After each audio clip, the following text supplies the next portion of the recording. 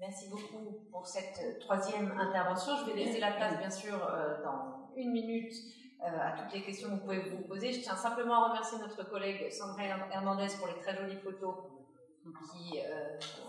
qui ont traversé le campus et sont venus encore avec nous aujourd'hui. Et pour vous resignaler qu'il y a 2 livres très intéressants en vente avec les auteurs qui sont là, celui d'Alexis Cacu, Ernesto Che Guevara, La fabrique française d'un mythe, 1957-1967, et puis Che Guevara, un homme multidimensionnel. Je ne révèle pas tout de suite le nom de l'auteur. Je laisse la parole à la salle pour les questions. Je ne sais pas si je pense pas. Non, pas rapidement. Il y a une première question. On va faire sans micro, donc on vous écoute. Une question pour madame.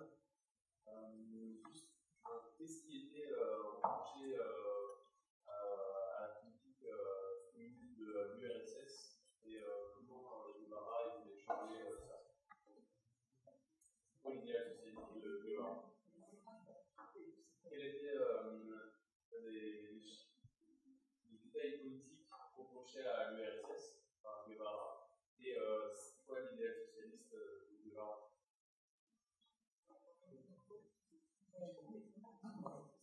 Peut-être, oui, c'est mieux de répondre. Bon, parce que je ne vais pas répondre complètement à la question, parce qu'elle est suffisamment vaste. Enfin, ce que la critique qui est faite de l'Union soviétique, elle est bon, très systématique, mais elle est, je dois dire, pas seulement la critique que lui fait, hein. Il y a une partie de la critique qui est faite par tous les analystes, les rapports, etc., qui constatent quoi? L'échec du système économique en place, qui est en grande difficulté. Bon, c'est pas encore l'effondrement, parce que l'effondrement c'est 1991, et que l'effondrement c'est pas seulement le produit de la crise des difficultés économiques, hein, c'est aussi un effondrement, une inclusion politique et sociale. Mais il y a une combinaison d'éléments en Union soviétique. On parle de l'Union soviétique post-20e congrès du Parti communiste de l'Union soviétique, donc l'Union soviétique après le discours de Khrouchtchev, les dénonciations des crimes de Staline, etc., etc. En Europe, je pense toujours qu'avec nos amis latino-américains, il y a toujours un décalage sur ces questions-là, parce que en Europe, c'est 68, hein, c'est notre génération. Sur l'Union soviétique à ce moment-là, c'est un régime totalement discrédité pour des raisons qui sont assez similaires d'ailleurs à celles que le Che analyse, bien que je pense qu'il les analyse mieux avec une plus grande maturité à ce moment-là. Mais ces difficultés économiques, c'est un système qui connaît même beaucoup de problèmes en termes de productivité, en termes y compris de technologie, etc., dont on a cru au moment du lancement de Sputnik qu'il était à peu près arrivé au même niveau que l'économie américaine, les connaissances technologiques, et dont on va s'apercevoir ensuite que ce n'est pas du tout le cas. Et surtout, c'est un système qui, sur le plan politique-social, c'est un système répressif. Hein. C'est un système répressif qui a commis des crimes contre sa population, qui, après Khrouchtchev, a connu une période d'ouverture et de distension, c'est vrai, mais dont en plus, ça c'est ce que le Che constate dans ses voyages, dont en plus la situation de la population et du peuple cubain est une situation, que ce soit dans les entrevues, etc., qui n'a rien à voir avec les objectifs, au moins même s'ils sont lointains, qui étaient les objectifs d'émancipation des fondateurs du socialisme. Donc ça c'est un constat qui à ce moment-là, en Europe en tous les cas, largement partagé, qui d'ailleurs donne lieu à des contradictions, il y a des débats très importants entre le parti, par exemple, le Parti communiste italien sous la direction de Palmiro Togliatti, le Parti communiste français qui à ce moment-là est sous la direction de Maurice Thorez. Il y a des appréciations très différentes sur ça à ce moment-là, mais en tous les cas, je peux vous dire que dans la jeunesse, la situation est une situation de rejet déjà. Alors, je ne dis pas, mais dans la jeunesse, en tous les cas, dans la jeunesse étudiante et la jeunesse politisée, elle est à ce moment-là, peut-être 68, beaucoup plus largement qu'auparavant. Entre-temps, en plus, alors là, le Tché est déjà mort, enfin, un an après sa mort, il y a la Tchécoslovaquie, l'invasion soviétique en Tchécoslovaquie, avec les tanks russes qui rentrent dans Prague. Bon, il faut comprendre un petit peu ce que ça a pu représenter. Donc, le tableau est sombre, et le tableau s'accompagne d'une crise de l'ensemble des partis communistes, notamment en Europe. Pas seulement en Europe, mais en Europe c'est très important, parce que vous avez au moins deux des partis communistes de masse, le parti français et le parti italien, qui sont là. Donc, ça explique... sinon, on ne comprend pas 68 non plus, mais la révolution cubaine représente quoi? Elle représente quelque chose qui est totalement différent de ça, sinon là non plus on ne comprend pas ce qui s'est passé. C'est-à-dire que ce qui apparaît, c'est une équipe, une direction jeune qui apparaît justement autonome par rapport, je parle après la prise du pouvoir, qui apparaît autonome par rapport à la direction soviétique, qui va prendre conscience, en tous les cas pour Guevara, mais je ne pense pas seulement pour lui, par lui, de ce qui se passe et des problèmes en URSS, et qui en tire des conclusions, y compris sur le plan économique. Et alors, j'en profite pour dire, un des économistes qui à l'époque, c'était, que par la suite, moi j'ai bien connu, qui s'appelle Charles Bédalen, qui travaillait beaucoup sur les problèmes des économies de transition, et qui développe justement des positions sur la nécessité de réforme économique, d'ouverture économique, telle qu'elle se pratique en Union soviétique. Quand on voit le bilan, pas seulement un demi-siècle après de ce que tout cela a donné, il y a un côté visionnaire dans les propositions de Tchéoch. Je termine juste parce que j'ai quelque chose... Alors, quelles étaient ces propositions? On va en reparler après, parce que sinon ça serait quand même très long. Il n'a pas non plus, évidemment, il n'a pas une conception achevée, il n'a pas une conception d'ensemble. Je pense que sur certaines questions, je prends même une chose qui est évidente. Le féminisme, qui est un mouvement dont on connaît l'ampleur aujourd'hui. Bon, à l'époque, si vous cherchez dans les textes du Tché, il n'y a pas énormément de choses sur la question. Je me demande même s'il y a...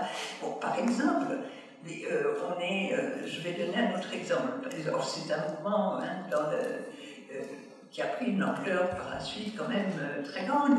Bon, il y a d'autres limites dans sa pensée. Il est, je répète, en tout, il a passé 5 ans après la prise du pouvoir et 2 ans auparavant dans la Sierra Maestra. Mais il a des conceptions, en tous les cas, il a des conceptions sur le plan économique, politique et social qui sont déjà très en avance par rapport à ce qu'on peut connaître à l'époque et par rapport à ce que sont les pays de l'Est, l'URSS. Alors, juste un détail, enfin, c'est pas un détail du tout, mais une chose dont j'ai oublié de parler, il faut comprendre aussi que dans le débat sur la coexistence pacifique, la coexistence pacifique est vécue dans les pays du tiers-monde, les pays du tiers-monde à l'époque, comme quelque chose qui va les étrangler. Et donc, il combat énormément cette conception-là, mais il y a la Chine. Et à l'époque, la Chine n'est pas ce qu'elle est aujourd'hui, à l'époque, la Chine représente pour les mouvements de libération nationale un certain espoir.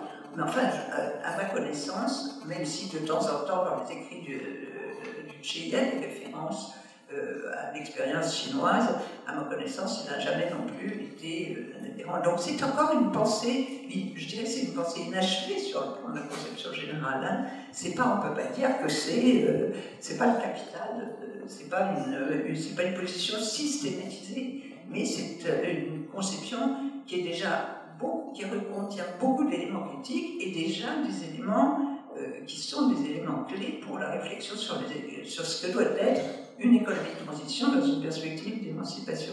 Je voudrais juste dire un mot par rapport à ce qu'a dit Patricia, dont je n'ai pas dit. Une des choses les pires qu'on a entendues dans la période récente, à propos de ce qui se passe juste après la prise du pouvoir et l'exécution des tortionnaires de Batista. Ça aussi, enfin, moi j'ai eu un débat avec un livre horrible, scandaleux, enfin, qui est le livre de Marcela Yacoub, accompagné d'ailleurs, si vous avez vu dans Libération, d'un commentaire de Laurent Geoffrin, dans lequel on le présente comme un djihadiste potentiel, un assassin, etc., qui est un truc hallucinant, et d'une ignorance, j'avais le livre sous les yeux, moi, dans le débat avec elle, d'une ignorance, et je voudrais juste rappeler, là aussi, il faut bien contextualiser, on est on est en 1959 à ce moment-là, hein, le premier mois de 59. La peine de mort, elle existe dans le monde entier.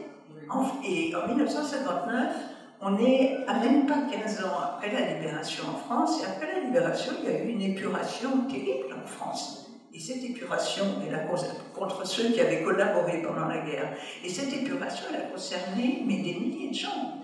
Bon, les chiffres, moi, les chiffres que j'ai compris des exilés de Miami sur les exécutions qui ont eu lieu à Cuba de tortionnaires sont pour certaines 200 et 600. Je n'ai jamais vu un chiffre aller au-delà de 600. Et certaines estimations, et je dis bien de Miami, sont à 200. Et quand on regarde le pédigré de ceux qui ont été exécutés, je vous assure que, bon, alors là, aujourd'hui, on est contre moi je suis totalement contre la peine de mort aujourd'hui. Je crois que c'est une bataille qu'il ne fallait pas gagner partout, hein, et certainement pas aux États-Unis, mais à l'époque, la peine de mort existe en France aussi. Et on guillotine. L'économie, en fait, du programme de Chine,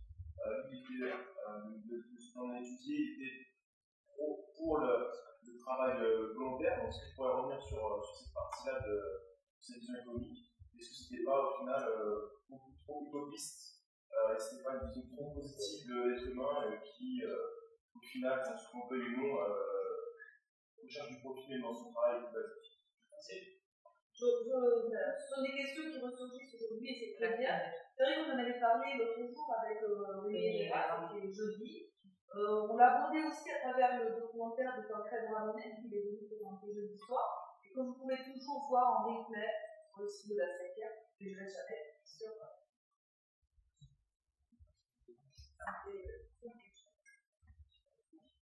Je suis sûre qu'il était excessivement volontariste, hein, je n'ai aucun doute. En même temps, je répète, il faut imaginer la tension qu'il y a à ce moment-là, après la prise du pouvoir. En l'espace de 2 ans, pratiquement, le gouvernement américain va leur couper les vivres complètement, et il doit être obligé de s'appuyer sur l'Union soviétique. C'est mon interprétation à moi, obligée, hélas. Hein, je ne suis pas sûre qu'elle soit partagée, mais je dis hélas. Hélas, parce que je pense que ça aura des conséquences très lourdes par la suite.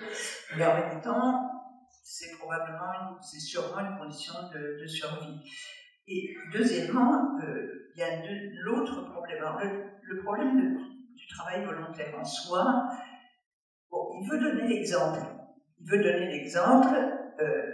Il exige probablement peut-être trop de ses collaborateurs pour ça. Encore plus, je vais vous dire, moi j'ai accompagné Maurice Dugosson quand il a fait son film, qui est un film très intéressant, hein, sur le Tché. Bon, et le film est disponible. On s'est promené dans toute l'île, et on avait recensé 200 personnes qui, soit dans la guérilla, soit au ministère de l'Industrie ou ailleurs, avaient travaillé avec lui.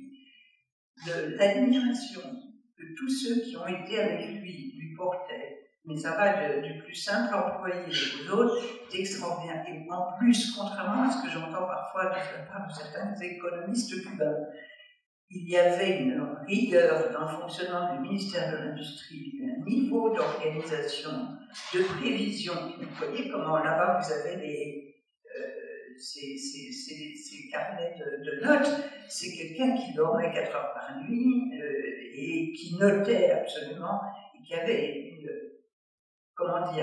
une conception du travail et du sérieux dans le travail, et en même temps, bon, effectivement, je pense, un excès même de volontarisme, d'exigence, mais avec une humanité dans le traitement, dans les rapports personnels énorme.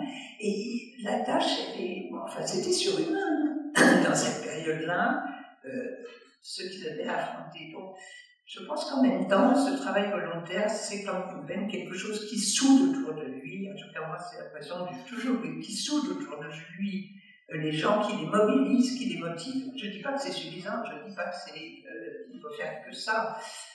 Dans la situation où ils sont à l'époque, dans tous les cas, ça lui a valu une énorme écoute, un énorme prestige. Et je pense que sur ça, et je répète, je ne veux pas le répéter trop, mais c'est le contrepoint de ce qui se fait en Union soviétique. C'est terrible. Quand pour ça, nous, on voyait ça dans les images, et on comprenait qu'il y avait quelque chose de totalement différent qui se passait là-bas, qui se passait à Cuba. On comprenait, peut-être que l'efficacité, sans doute, l'efficacité économique n'a pas toujours été au rendez-vous, mais ça donnait un autre horizon.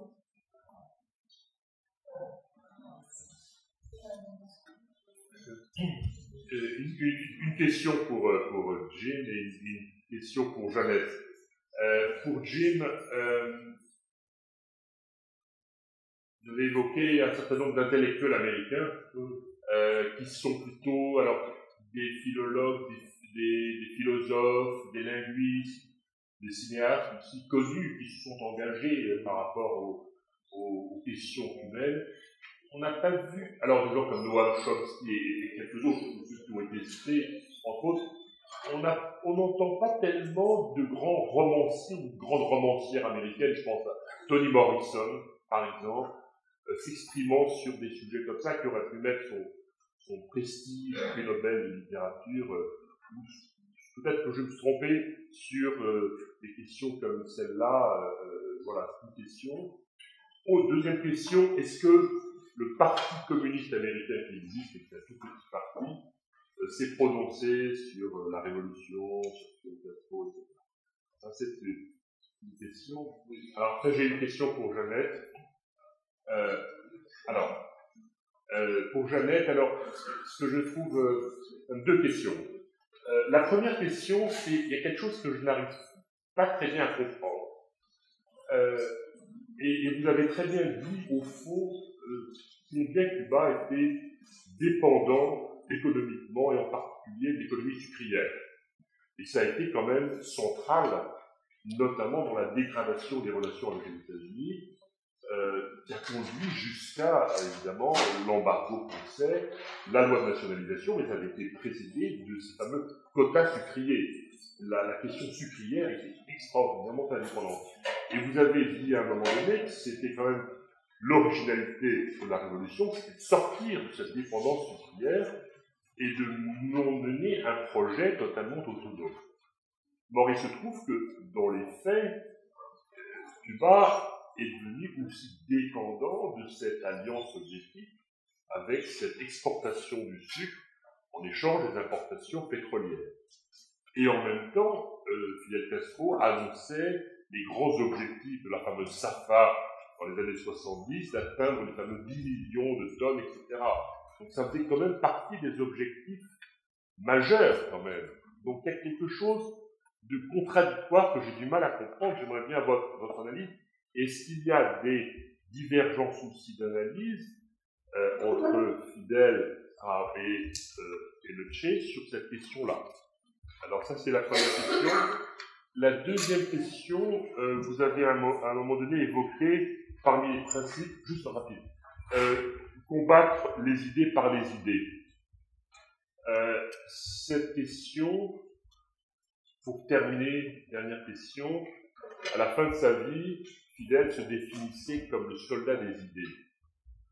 Est-ce que l'un et l'autre partagent cette même vision de combattre des idées? Est-ce qu'ils partageaient aussi, y compris dans l'exercice du pouvoir, cette même vision des choses? Voilà. Pardon pour la question. Moi, je vais être très très bref. Je vais être bref parce que je n'ai pas vraiment de la réponse. Dans l'université française, il y a cette division parfois un peu absurde, mais qui existe entre les études de civilisation et les études de lettres. Et je me situe du côté de civilisation plus que de lettres, même si j'étais étudiant en lettres autrefois. La révolution cubaine a changé de visage après la mort prématurée de C.Wright Mills en 1962. Ensuite, il y a la crise des missiles, il y a la réelle politique qui pousse Cuba en gros dans les bras de l'Union soviétique et ça devient quelque chose de moins présentable dans l'industrie du spectacle, moins romantique qu'à l'époque dont on parle Van Gogh, donc ça devient moins un objet culturel intéressant pour l'industrie du spectacle, c'est pour des raisons qu'on peut comprendre. C'est pas pour justifier, mais on n'ai pas imagé.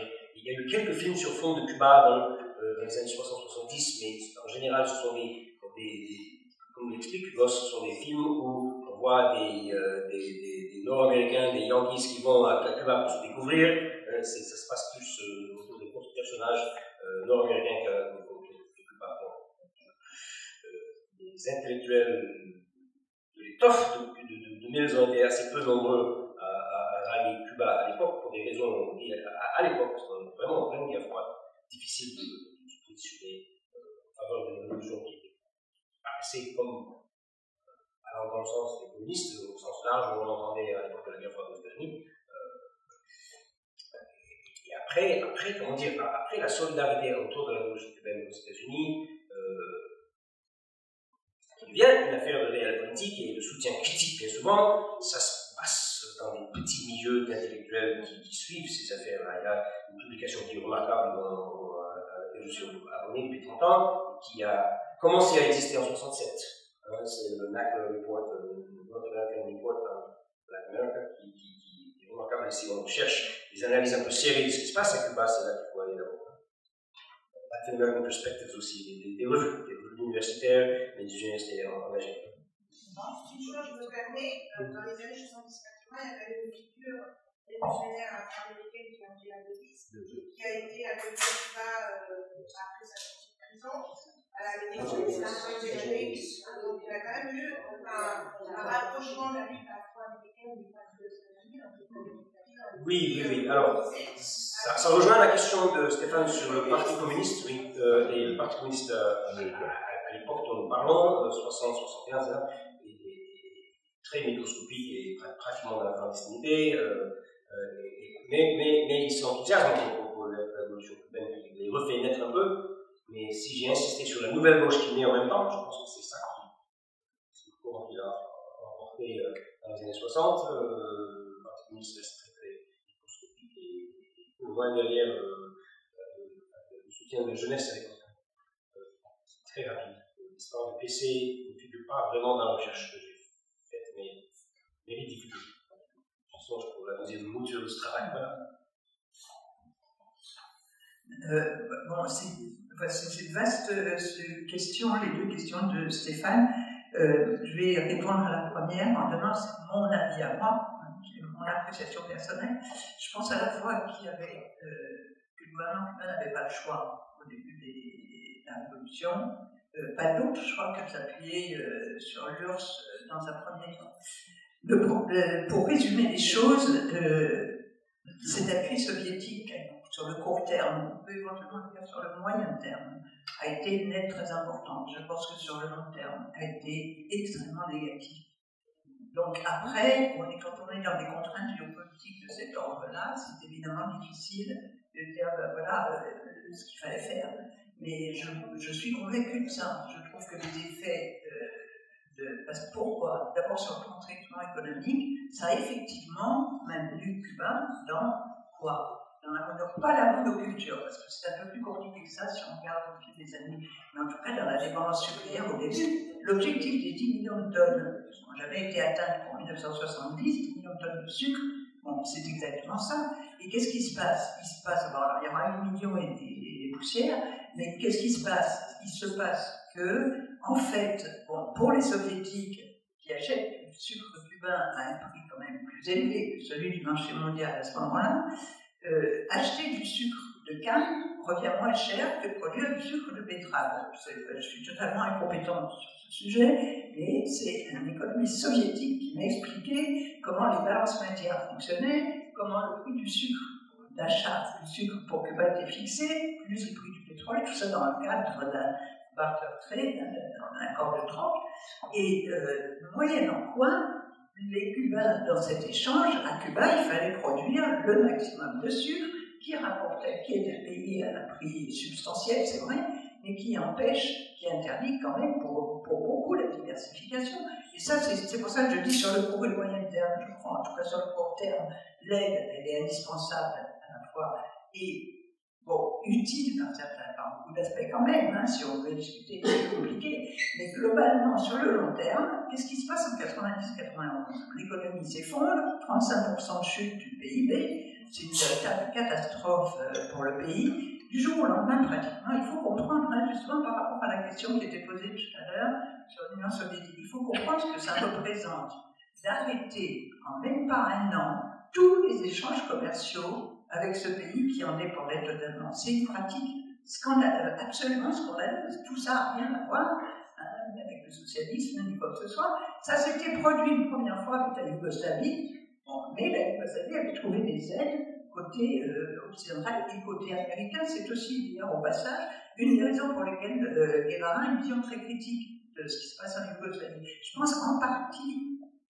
erronée. Je pense que là-dessus, elle est une vision trop unilatérale. En tout cas, elle est critique parce que, à cause de ça, ce qui va se passer en 90-91, c'est la même chose.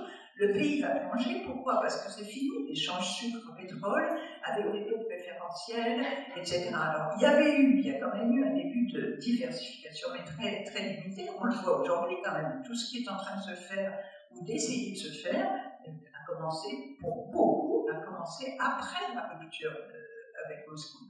Bon, alors, combattre les idées par les idées, je ne suis pas sûre, mais bon, ce serait trop long, je ne suis pas sûre que Fidel et lui aient eu la même conception sur ce plan.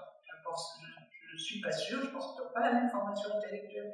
Et je pense en plus qu'après, alors ça, c'est la question de la répression politique à Cuba, et dans quelles conditions elle se produit, comment elle se produit. Bon, c'est plus pour moi, pour donner pareil mon appréciation, je pense qu'au début de la révolution, dans les premières années, le pays est en guerre. Le pays est en guerre. Bon, alors à l'époque, l'avènement existe, je répète, et dans n'importe quel pays qui est en guerre, on ne peut pas exiger des normes démocratiques de fonctionnement comme un pays en paix, comme un pays développé. En plus, Cuba n'est pas un pays développé. Je pense que par la suite, par contre, c'est beaucoup plus...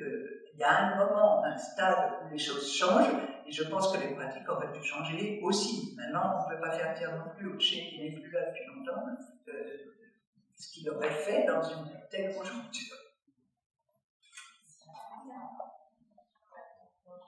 Je voulais simplement ajouter, bon, c'était surtout une solution pragmatique de s'approcher des pays socialistes, sachant que Cuba est un pays qui a été dévasté d'abord par la colonie, ensuite par la présence américaine et surtout cette prépondérance des monopoles états-uniens sur le pays. D'ailleurs, quand la révolution triomphe, Che Guevara a eu une idée très lucide d'ailleurs, qui nous a sauvés un petit peu dans un premier temps, c'était de confisquer, enfin de garder l'or de Cuba, de le convertir et puis, moyennant d'autres banques à l'étranger, évidemment pas états-uniennes, à sauver un petit peu les avoirs qu'on avait à l'époque, qui ont été, enfin ceux qui sont restés ont été confisqués par la suite par les États-Unis. Deuxièmement, bon, pragmatique aussi dans le sens où on n'avait pas vraiment trop le choix. C'était d'un point de vue industrialisation et tout ce qu'il faut, ben, on n'avait absolument rien. Donc on commence à faire émerger un pays de A à Z, y compris sur le plan médical. Quand il visite la Sierra Maestra et qu'il voit qu'il n'y a absolument aucun hôpital à la Sierra Maestra, Che Guevara le premier a dit mais il faut faire quelque chose, c'est pas possible. Cuba avait un seul hôpital public, donc pour 6 millions d'habitants, c'est quand même pas beaucoup. Je voulais revenir à la partie années 90. C'est quand même une décennie où l'on a compris pourquoi on s'était affilié à ces pays socialistes. On n'avait absolument rien en dehors de ce marché qui nous fournissait 85% de notre économie. Et justement, moi je l'ai vécu en chair et en os, cette période spéciale, et le résultat justement de cette économie qui ne s'est pas diversifiée, qui n'est pas allée vers d'autres pays, où il n'a pas pu se faire d'autres socios commerciales pour exister. Je pense que bon, dans la période actuelle, je ne sais pas si vous en avez déjà parlé les 2 premiers jours, mais on essaye de trouver des solutions alternatives à cette économie socialiste qui commence à devenir nouvelle, puisqu'on soit on planche, comme dire Raúl Castro, soit on trouve d'autres solutions. Et c'est ce qu'on est en train de faire actuellement, et c'est très compliqué. Voilà. Vous avez des questions? Sí, perdón. A partir de la exposición de Patricia Pérez, que es la que mejor hemos comprendido, y el título de la misma, la personalidad de Ernesto Che Guevara en la construcción de su imagen de héroe, a mí me hace pensar muchas cosas. Nosotros lo conocemos al Che a partir de lo que hemos escrito, a partir de las fotos y a partir de lo que se ha dicho de él. Ayer Richard Indo decía que por el trabajo que ha hecho en base al diario, él llegaba a la conclusión, porque muchos le dijeron que tenía una personalidad muy fuerte, muy imponente, etcétera, etcétera. Yo quiero preguntarte a ti, sobre todo en la etapa de la guerrilla del Che en Bolivia, en esa evaluación trimestral que hace el Che de los diferentes compañeros de la guerrilla, es muy duro, pero ecuánime al mismo tiempo, era su visión. Delinqui Peredo dice, promete, es una persona de mucho carácter, lo va a lograr. De otros dice, muy débil de carácter. De otros dice, no lo va a lograr, muy flojo. Y él pone en esa evaluación su nombre, Ramón, y deja en blanco. Yo simplemente te quiero preguntar, ¿por qué crees que él se incluye en esa lista, pero no escribe nada? O a modo como hizo Lindo ayer de especular, que dijo que era muy duro él en sus evaluaciones, etc. ¿Cómo lo valorías tú y por qué no había escrito algo sobre sí mismo? Bueno, voy a volver a lo que es el espíritu primero de estas notas, que no estaban precisamente destinadas a un lector en principio, y que seguramente estaban más bien conservadas para una escritura, una reescritura posterior.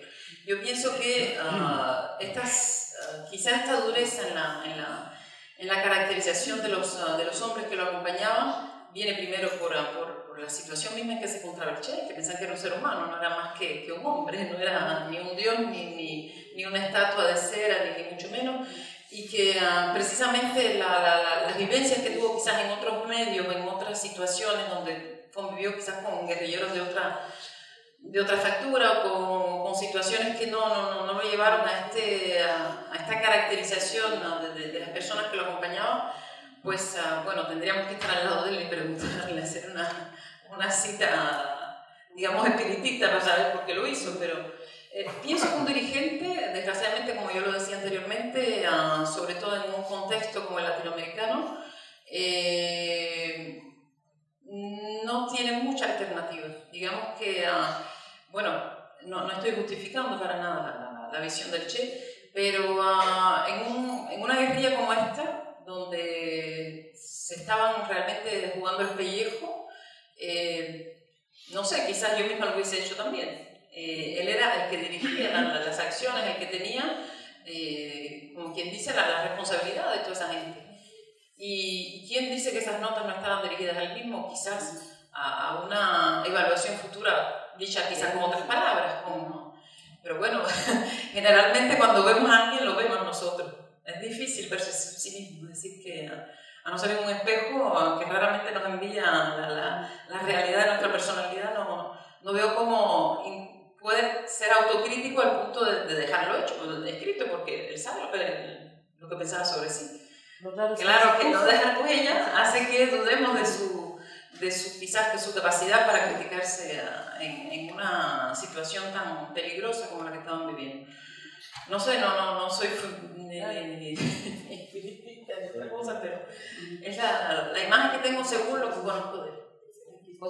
Pero no quiere decir que mi opinión sea la correcta. Patricia, sí. Un poco la construcción del mito. No sé si hay algo que Yo quería preguntar a Patricia un poco la construcción del mito. ¿Qué tanto puede pensarse en la construcción artificial de un mito?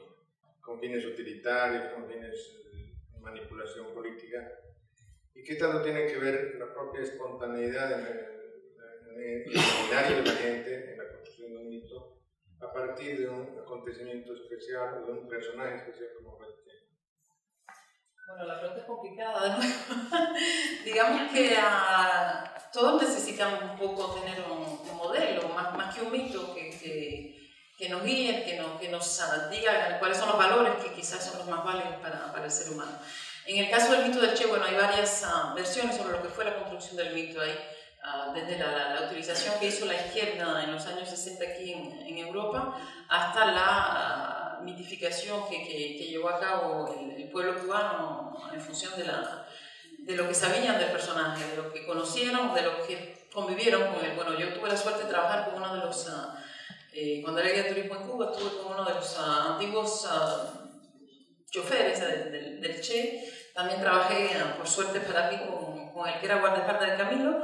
Y pongo un ejemplo muy sencillo, muy terre à terre, como se dice en francés. Llegaron 27 pares de botas y éramos 28 hombres. El único que no cogió botas fue el Che. Es decir que creo que no hay, como yo lo decía, no hay una sola hazaña, no hay una sola actitud positiva que construya un mito de papel. Es decir, los mitos no se construyen solos tampoco, ni los héroes. Y creo que hay un poco de los dos, evidentemente. Después, ¿con qué objetivos, con qué fines se exacerba esta imagen? ¿Con qué métodos? Quizás también, a veces por la fotografía, otros por la escultura, otros por las canciones, en fin. Pero creo que hay una necesidad humana de fijarse en el mito, de agarrarse al mito para poder existir y ver la vida un poquito, pienso yo, un poquito mejor. Después hay quizás otras aristas del mito que no estoy comentando, pero bueno, creo que todos estamos de acuerdo en que se necesita al menos un mito para vivir, sea Jesucristo, sea el Che, sea no sé qué otro personaje conocido y mítico de la historia, pero esto nos viene desde el mundo del mundo. Je suis désolée, je sais qu'il reste beaucoup de questions. Juste une toute dernière question en 2 minutes, puis je propose qu'après on continue la discussion autour pendant la pause de 10 minutes et on reprend. J'arrête de rebondir sur le point. 30 segundos. Yo en español solamente sobre eso, porque realmente para confirmar lo que dice Patricia, nosotros después del 68 lo que escuchamos siempre son cosas así, es decir, el ejemplo, ¿por qué nos inspira tanto el Che más que otra gente? Precisamente porque todas esas historias son así, no es solamente lo de las botas, es que alfabetizaba, nos hemos encontrado con alguien que nos contó cómo él, que no sabía ni leer, un campesino ni leer ni escribir, había sido un guardia del Che y el Che tomaba tiempo por la noche para enseñarlos a leer y cuando ya sabían escribir y leer volvía a llamar a otra gente y todo así, que la comida tenía que ser la comida igual que la del pueblo. Eso, claro, construye una imagen muy distinta a los demás, sobre todo a los dirigentes que teníamos o que tenemos. Oui, c'est vrai que ce sont des interrogations que l'on se pose dans le cadre du garage, dans le cadre de la réflexion du travail qu'on a lancé il y a 2 ans déjà, autour des questions d'héroïsation, de construction des personnages héroïques et charismatiques. Et je crois